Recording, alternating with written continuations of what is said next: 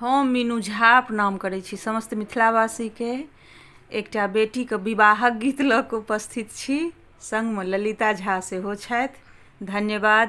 जय मिथिला, जय मैथिली।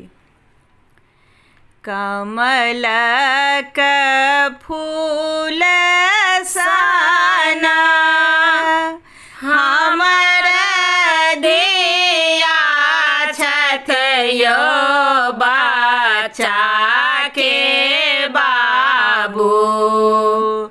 कमलक फूल सन हमर धिया छथि यौ बच्चाके बाबू। जोहि आनलहुँ धियाके खाबास यौ बच्चाके बाबू। जोहि आनलहुँ धियाके खाबास यौ बच्चाके बाबू। चलहु के बेर घोड़े के नहीं देखलहुँ यौ बच्चाके बाबू।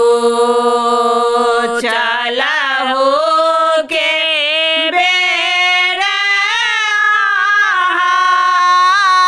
घोड़े के नहीं देखलहुँ यौ बच्चाके बाबू।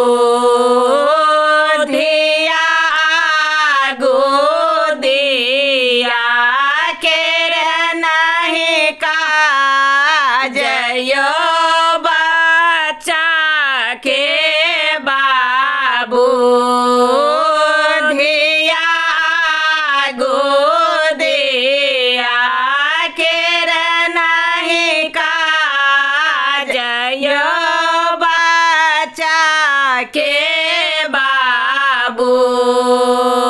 आनि दिया जहर माहौर खाए हम मरब यौ बच्चाके बाबू। आनि दिया जहर माहौर खाए हम मरब यौ बच्चाके